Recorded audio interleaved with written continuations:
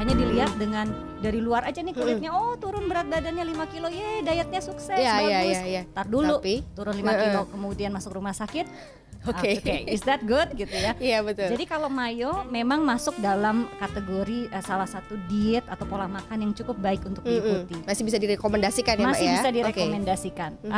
Tapi kalau kita lihat yang lain-lain, OCD, kemudian golongan darah, ini adalah diet-diet yang saya sebut atau di dunia saya disebut sebagai fat diet, FAD. Fat diet itu adalah hoax, sesuatu yang tidak dianjurkan. Tidak dianjurkan. Karena secara ilmiah tidak terbukti betul.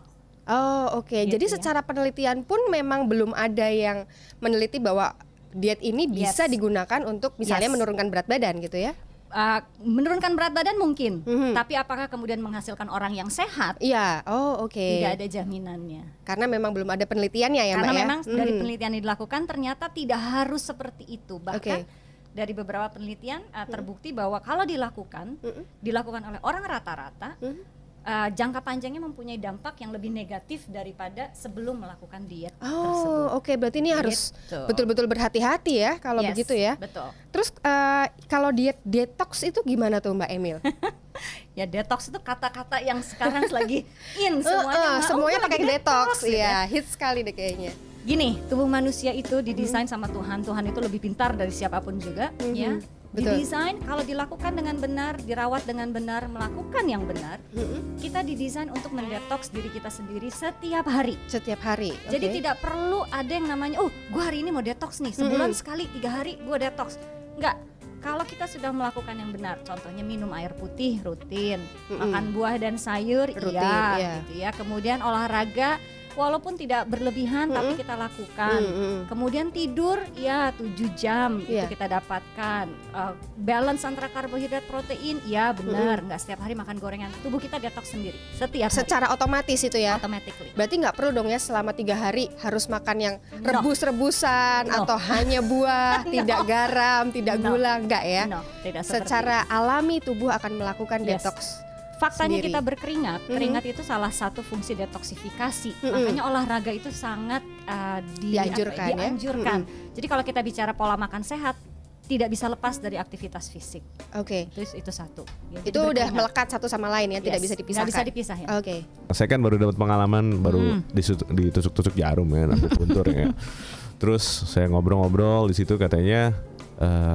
Akupuntur juga bisa membantu menaikkan bahkan menurunkan katanya. Betul. Ini kan berarti kan nyambung juga ke wilayah Mbak nih. Nih sebagai ahlinya saya mau tanya nih, bisa nggak sih, bener nggak sih gitu loh Mbak? Apa jangan-jangan sakit doang? Ya?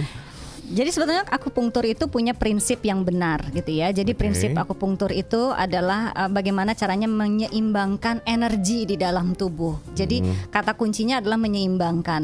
Nah kalau kita bicara menyeimbangkan energi, kita harus mau tidak mau bicara mengenai fungsi hormonal di dalam tubuh. Karena memang ada kaitannya antara energi kemudian hormon. Dan memang hormon yang seimbang ini akan memberikan nafsu makan yang baik.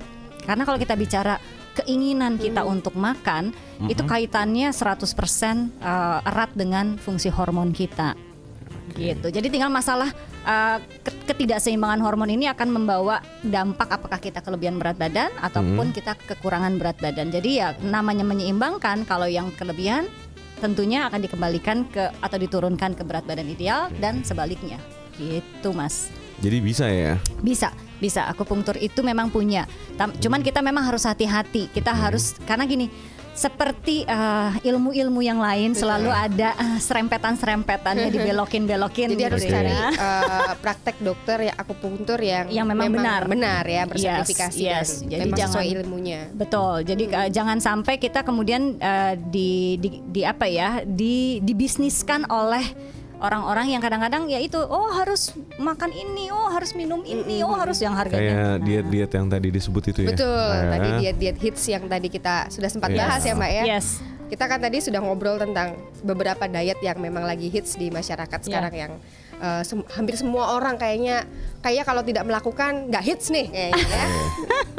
Jadi kalau menurut Mbak Emil ini diet apa sih sebetulnya yang sehat dan dianjurkan? Gini, memang kalau kita mau memulai best diet ever. Best diet ever itu dari dulu sampai sekarang sampai nanti selalu akan sama. Sama ya. Which is balance. Which is seimbang. Nah, sekali lagi konteksnya kita harus kembalikan ke orang yang belum sakit, ya. Karena orang yang sudah sakit, dietnya pasti nggak akan balance karena harus ada eliminasi. Nah, kalau kita bicara orang yang masih sehat, best diet ever itu harus satu, hukumnya bervariasi. Tidak boleh mengeliminasi any group. Artinya gini, kalau makan itu grupnya ada grup 1, karbohidrat. Kalau udah bicara no karbohidrat diet, tinggalkan. Oh, udah nggak benar tuh pasti? Udah nggak benar pasti.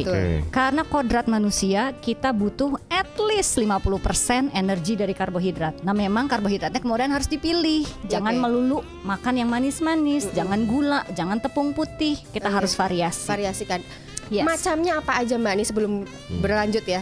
Untuk karbohidrat. Iya, untuk golongan karbohidrat ini. Kalau kita bicara karbohidrat itu ada 2 kelompok besar Mbak. Karbohidrat kompleks, karbohidrat sederhana. Nah, kalau sederhana itu yang hampir selalu kita konsumsi berlebihan. Gula, tepung putih, nasi putih, roti putih itu ya.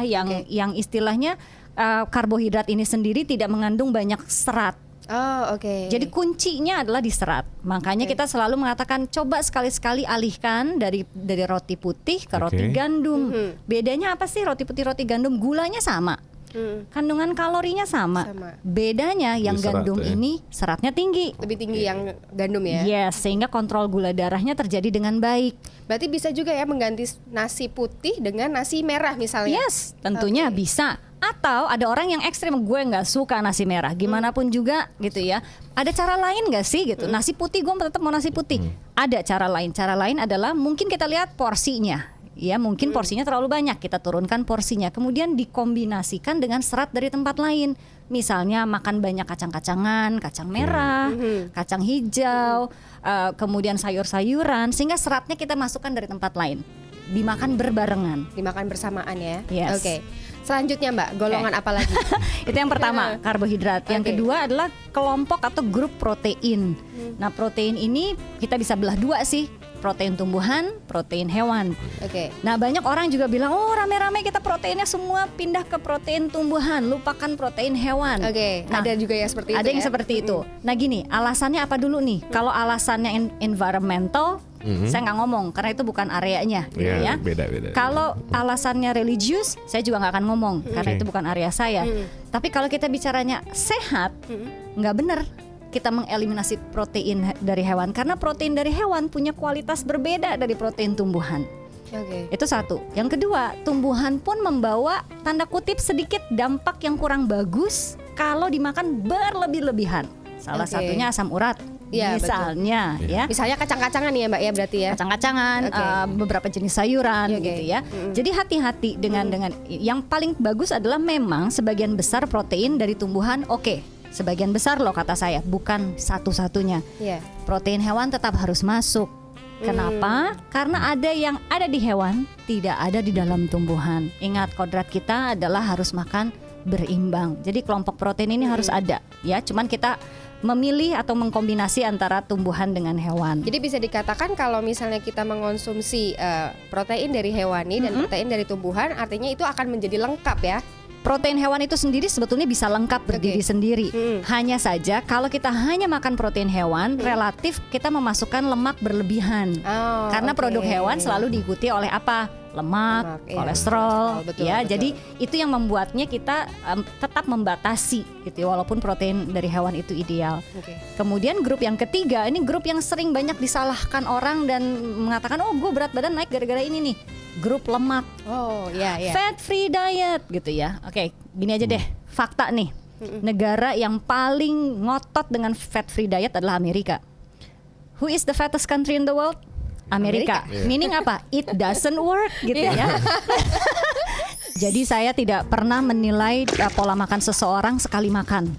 Ya, jadi itu nggak fair gitu ya. Kadang-kadang kan kita kepepet nih kalau lagi di ruang meeting. Nggak bisa makan siang terus disiapinnya fried chicken, masa gue nggak makan gitu ya. Lebih bagus makan daripada nggak makan kan.